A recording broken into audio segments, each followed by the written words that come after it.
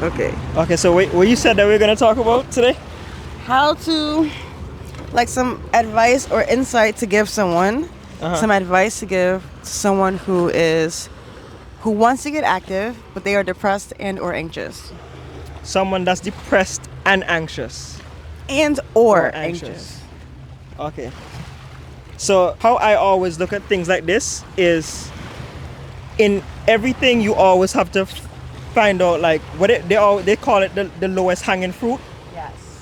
So what's gonna be the easiest thing for you to do? And they have a lot of people that always talk about that in order to have, you must first be, then you do, then you have.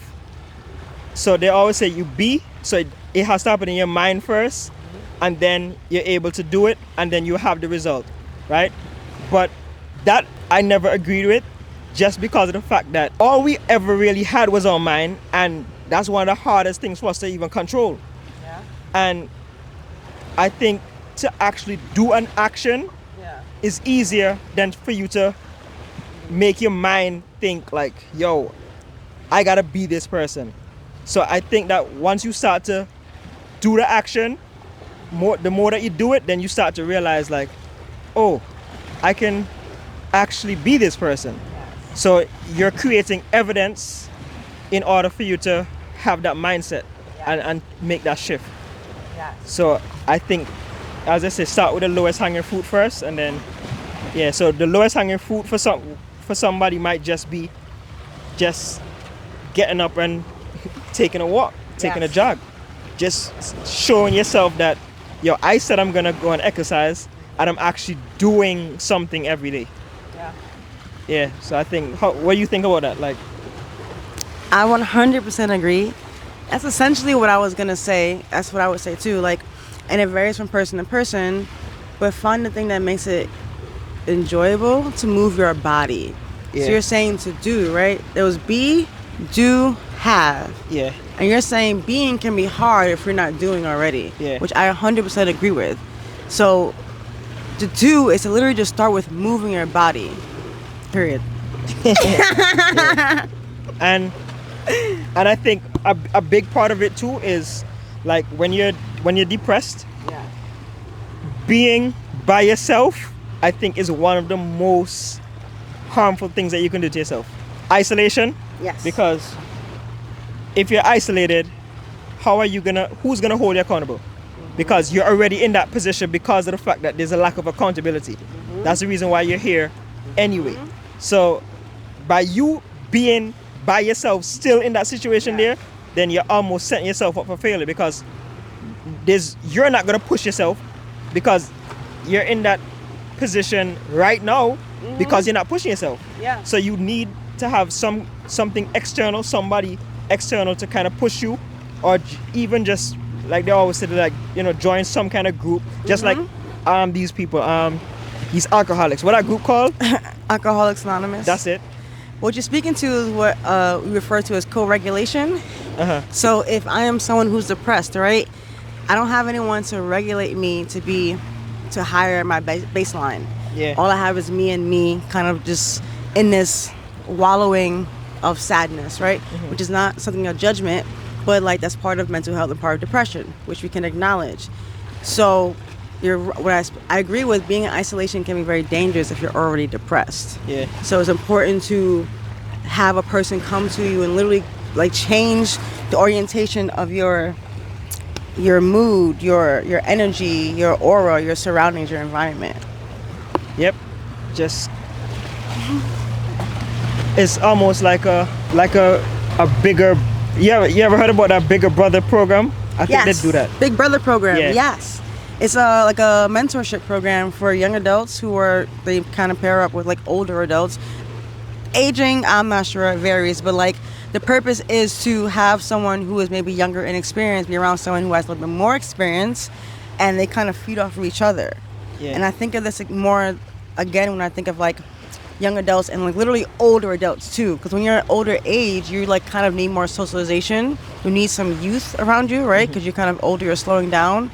So you need someone who is the opposite, someone's faster, who can kind of speed you up a little bit. And then someone who is maybe faster needs someone who's older to slow them down a little bit and kind of think about the things you think about as an older adult.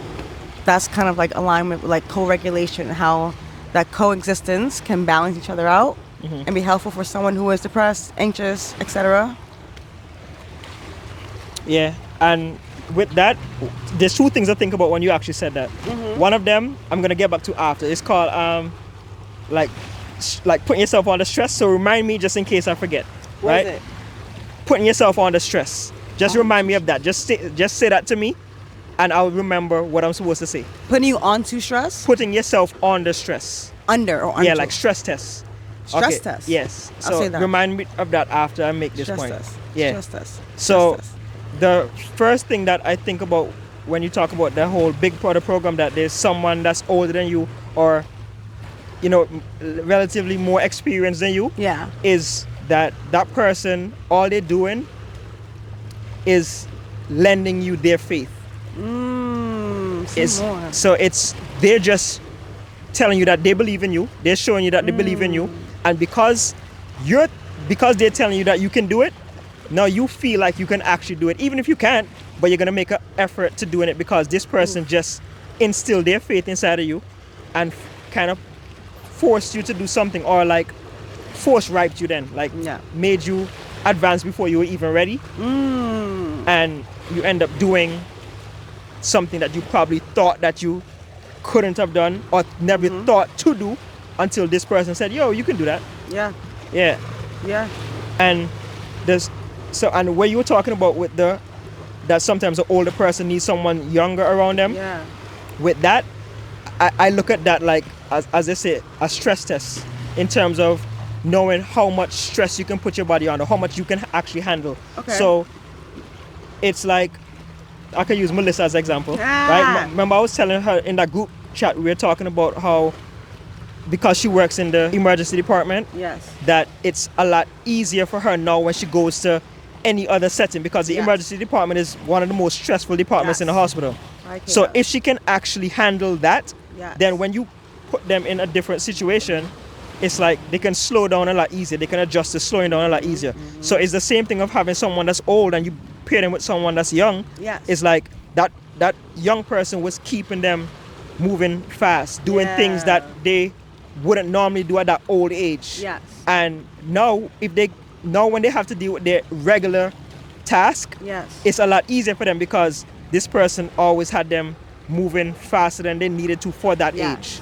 So I think that's something that, That reminds me of like when you are like parenting, and like how we as adults are mentoring and like lending our faith to young adults, right? Yeah. When you mentioned Melissa, something about you mentioned Melissa. I was saying that because Melissa's in the ED, that it's whenever you get your thought back in your head, you're just preparing. We're preparing young adults for the stuff that they don't have experience for. Like, so think about with our friend, right? She's in the ED. If you're in a high stress situation, you're prepared for this high stress stuff. But when you're in a slower pace, you have to calm yourself down and be prepared for like slower pace events, I guess, right? Yeah. But I'm thinking about it differently, where it's like, if you're in the ED and someone who's not in ED comes to ED, you are teaching them, preparing them for like the high stress they have not encountered yet. Yeah. That's what I'm thinking about more than the reverse. Yeah, why did I think of that? But yeah, I'm basically thinking about like parenting and how we as adults are helping younger adults prepare for things they've never seen before, or they don't have experience for. Yeah. That feels off topic. No, it's not really off topic, because when you think about it, like that's where most depression comes from, because depression comes from like this something that you probably know that, yo, I'm supposed to be able to do this, or I'm supposed to be here in my life right now and I'm not here.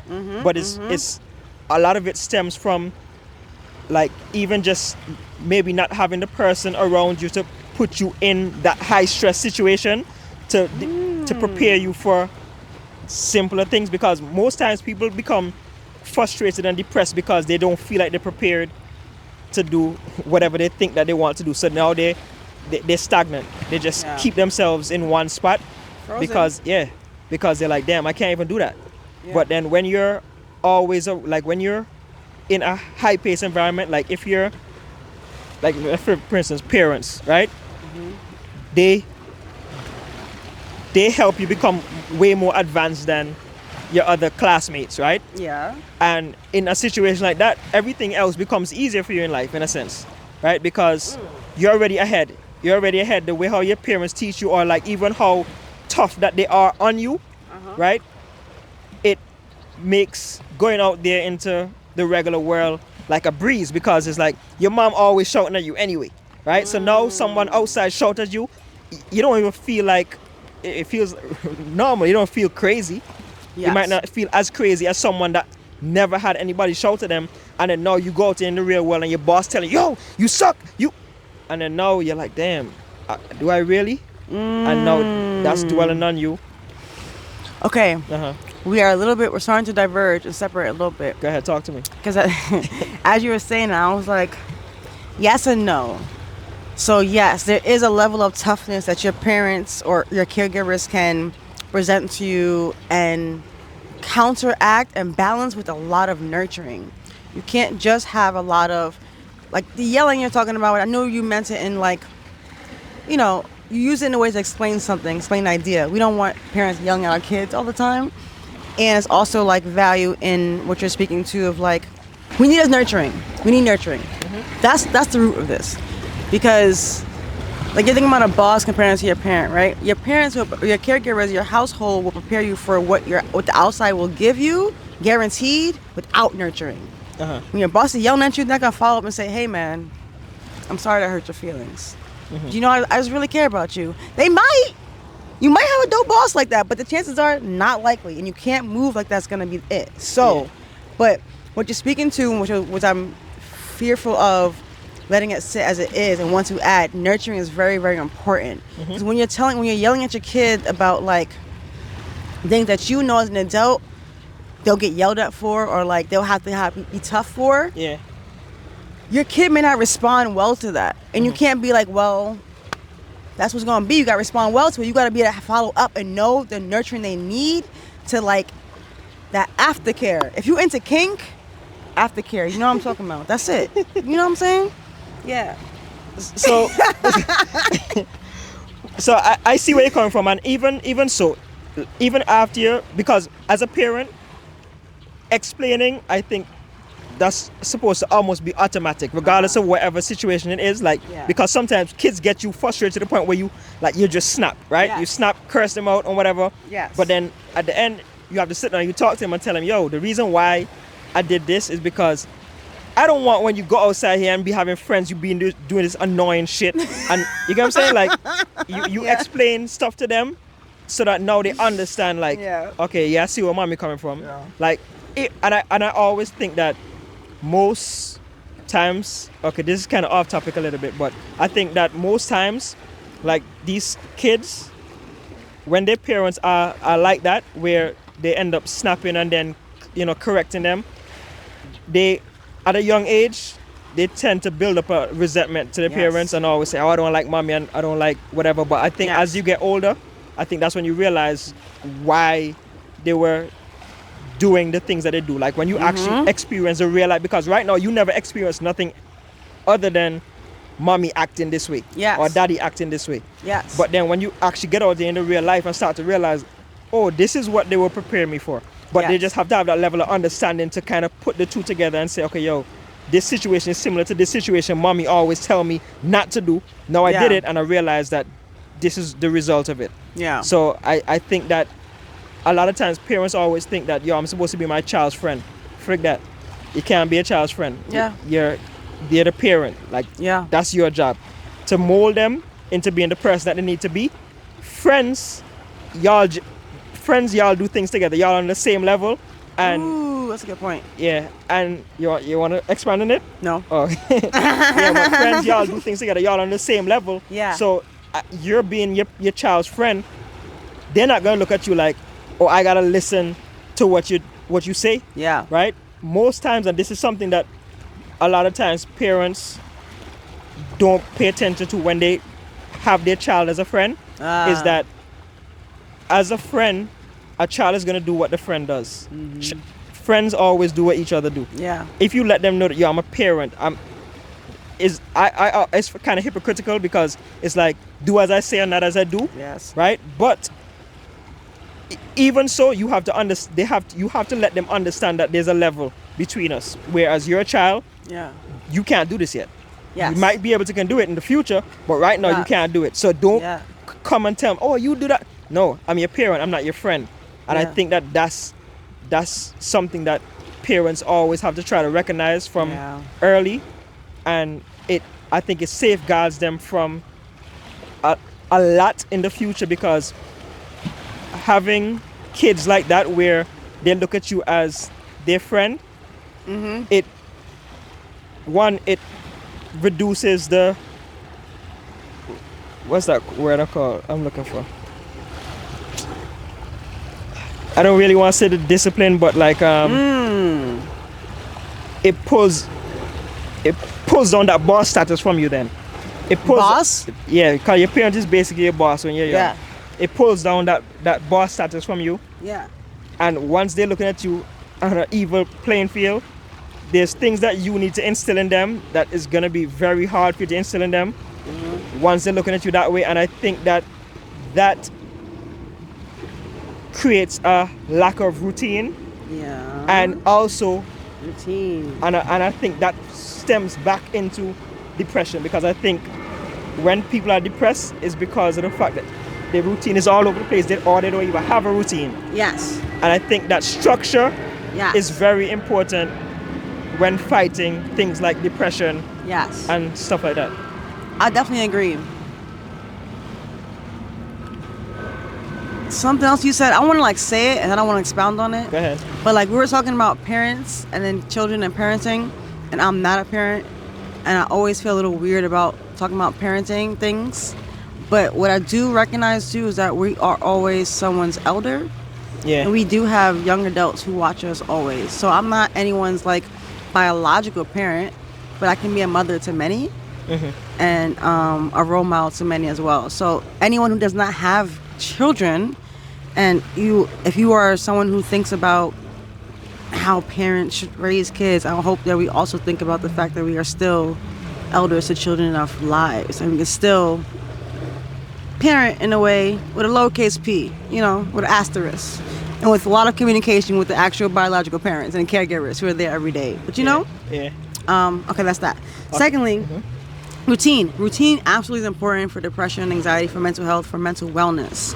And as we are in a world where everyone's talking about neurodivergency, having a routine is helpful for that. Yep. People with ADHD. There's so much, I can't bring it all down, but yes, routine is important. Yeah. I'm gonna go back on that part that you just said about your being, like, even though you don't have kids yet, that there's a level of, as you say, experience that you've already been through, that you can teach people that are less experienced or even younger than you. Yeah. And it just made me think of something just a while ago, because when you said parent, I don't know why I thought of parentheses, right? Okay. But when I thought of parentheses, I was like, oh shoot, you're basically framing this person how you want it to be. So you're keeping the ideologies that you don't want in that child out. Like you're keeping everything else on the outside. So you're almost framing their world in terms of, like, how you put it? You know I'm a visual learner, right? Huh? I'm a visual learner. I'm about to write this out. Oh. Well, I have to write parentheses Yes. so I can look at it. That's it, right? Parentheses are the two commas. Parentheses. Parents. Yeah, parent and thesis. Huh. Yes. That's interesting. So parent and thesis. Yes. Parent thesis. So so it's still, even a framework is a thesis. Yeah, like you're creating you're creating a thesis statement for them to kind of like live by. Yes. Yeah, so that's what I thought about when you actually said, you know, you're gonna be teaching your life lessons to them. It's like a parent deceased. Parentheses. Yeah, I like this. kind of thing. Yeah. I like this. Yeah, it's crazy how all the words in the English language is. Yeah, it's interesting. I feel like that's why when you said it, I was like, ooh, I love a play on words. Yeah. That was exciting. Yeah, but we're gonna. I think we probably passed 20 minutes, but sure. let's try to sum it up. So the overall question was, how do you? What's it again? You said. What's some advice you have for people who want to work out, but are depressed and who are depression and or anxiety? Okay, and our conclusion was that we start at the lowest hanging fruit, right? Yes. That we try to do what you can, or where you always tell me, meet them where they're at. Yes. So you meet yourself where you're at. So if you know that, yo, I haven't been able to get out of the bed, then the first step, get out of the fetching bed. Like you gotta start small. You can't always look and say, yo, I'm gonna start going to the gym and you haven't even made it out of bed yet. Like you just sit at, yo, every day I'm gonna tell myself, yo, I'm getting out of bed on the first alarm. I'm not setting 3 alarms. I'm setting 1 and I'm getting out of bed when that alarm goes off. And then from you can start to build up that trust with yourself. Then you can start to trust yourself to do more things, because we lie to ourselves every day and say, yo, we're gonna do this, we're gonna do that. Yes. And then as you start to be truthful to yourself by your actions, then it becomes a lot easier for you to, you know, go on to do bigger things.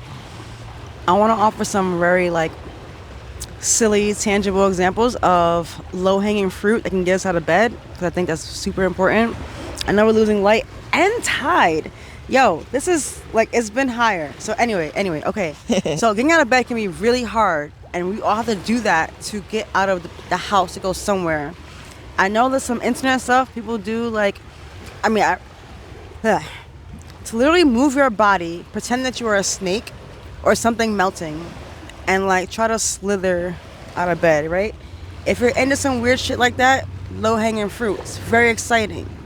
If you are into brushing your teeth, whatever. You're like, yo, I can't wait to get out of bed and brush my teeth. Low-hanging fruit to get it done. Or music. There's just so many ways that are small that if you just remind yourself that you enjoy them and pair it with the unpleasurable act of getting out of bed, small steps. Okay, that's it. I think that's called dopamine pairing. That's what it's called? Yeah. Yes. Okay. Yeah. Yeah. Because I think I do that with washing the dishes. Yes. I hate washing the dishes. Yes. But I would put on a YouTube video. Yes. While I'm washing the dishes. So things that I don't like doing. Yes. I would just pair it with something that I do like to do, and it makes it a lot easier. Yeah. Yes, sir. Yeah. So I think that's this is episode 2 with us? Yeah. Yeah, I think that's episode 2. So episode 1 last year. Yeah, that's mad long, boy. Yeah. So let's a once a year episode. Yeah, we gotta do better than that. Once a year can't work. We gotta do better than that. The tide